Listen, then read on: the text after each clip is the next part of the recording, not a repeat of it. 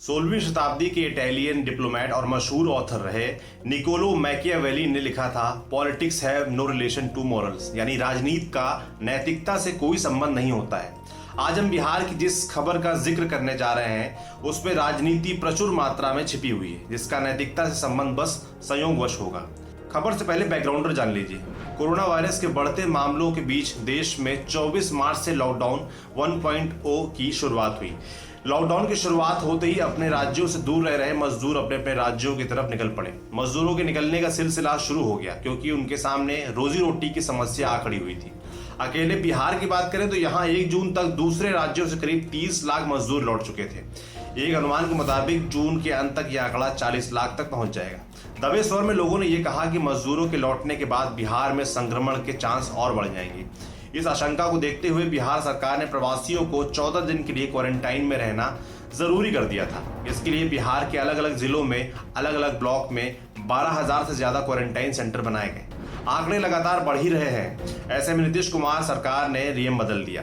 Quarantine में रखने की जो प्रक्रिया अप्रैल के पहले हफ्ते से शुरू हुई थी उसका अंत 14 मई को मुकम्मल कर दिया गया। नीतीश सरकार ने कहा कि अब जो प्रवासी आएंगे उन्हें रजिस्ट्रेशन कराने और क्वारंटीन सेंटर में रहना जरूरी नहीं होगा। सरकार ने तर्क दिया कि जितने मजदूर लौटने थे वे सभी लौट आए हैं। अब जो नए मजदूर आएंगे उन्हें रजिस्ट्रेशन की आवश्यकता नहीं है।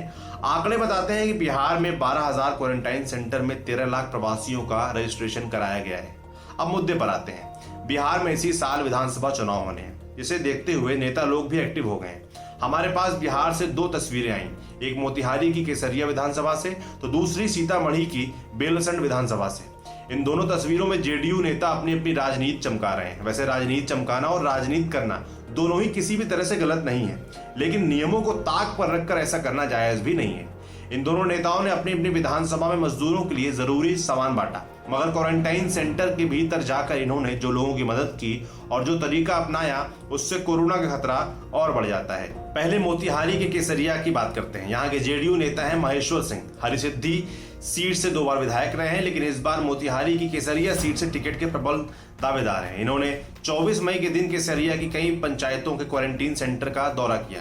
वैसे नियमों के मुताबिक कोई भी क्वारंटीन सेंटर के भीतर नहीं जा सकता है, लेकिन भावी जेडीयू प्रत्याशी होने के नाते ये क्वारंटीन सेंटर के भीतर गए। इसकी जानकारी इन्होंने फेसबुक पर डाली। तस्वीरें बताती हैं कि वो अकेले नहीं, पूरी टीम के साथ क्वारंटीन सेंटर गए और बाकायदा चुनाव चिन्ह के साथ सामान बांटा। तस्वीरें सोशल मीडिया पर लोगों ने शेयर की। हमने भी नेताजी से पूछा कि क्वारंटीन सेंटर के अंदर क्यों गए थे, तो नेताजी ने कहा, हाँ हम 24 तारीख को गए थे क्वारंटीन सेंटर। हम नेता लोग हैं, लोगों की सेवा कर रहे थे, लेकिन क्वारंटीन सेंटर के भीतर नहीं गए थे, बाहर से सामान बांटकर चले आए थे। जब हमने पूछा कि तस्वीरें तो कुछ और बयां कर रही हैं, आप कैंपस के भीतर भी गए थे। फिर महेश्वर सिंह ने कहा, नहीं तस्वीरें गलत हैं, हम क्वारंटीन सेंटर के बाहर ही थे, भीतर नहीं गए। हमारी बातचीत ठीक से खत्म भी नहीं हुई थी कि नेताजी के जिस समर्थक ने क्वारंटीन सेंटर की तस्वीर डाली थी उन्होंने फेसबुक से वो पोस्ट ही हटा ली। स्क्रीनशॉट आप देख सकते हैं। इसके बाद हमने सर्किल ऑफिसर रंजन कुमार को फोन लगाया। रंजन कुमार के जिम्मे ही केसरिया के सभी प्रखंड के क्वारंटीन सेंटर हैं। पहली बार बातचीत में इन्होंने मामले की जानकारी होने से इनकार कर दिया, लेकिन फिर जब क्वारंटीन सेंटर के भीतर की तस्वीर हमने भेजी तो इन्होंने बातचीत करने से भी इनकार कर दिया। सर्किल ऑफिसर के बाद हमने मोतिहारी के जिलाधिकारी कपिल अशोक से संपर्क करने की कोशिश की, लेकिन उनसे बातचीत नहीं हो पाई। जिलाधिकारी को हमने कॉल के बाद मैसेज भी भेजा, लेकिन उनकी तरफ से कोई जवाब नहीं आया। अब बात करते हैं अगले मामले की। सीतामढ़ी जिले की बेलसंड विधानसभा से जेडीयू के विधायक हैं सुनीता देवी। इनके पति हैं राणा रणधीर सिंह चौहान।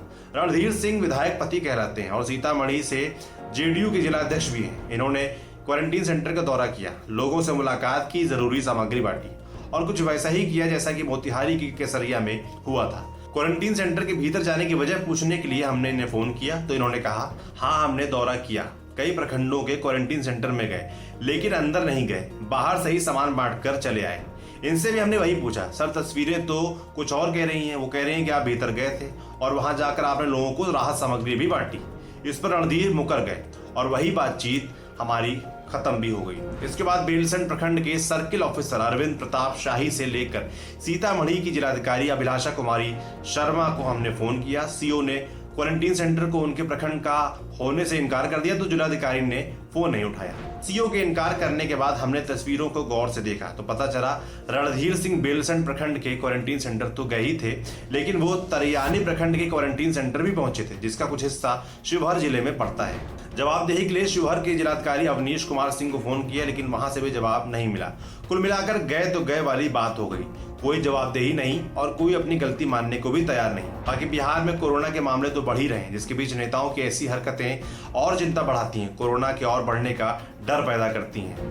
ठीक है कि चुनाव पास है, मगर नेताओं की ये लापरवाही अच्छी नहीं है, बिहार के लिए भी और बिहार के लोगों के लिए भी। आपका इस मसले पर क्या सोचना है, हमें कमेंट बॉक्स में लिखकर जरूर बताएं। आपके लिए रिपोर्ट लिखी थी हमारे साथी अभिषेक ने। देखते रहिए डी लल्लन टॉप। शुक्रिया।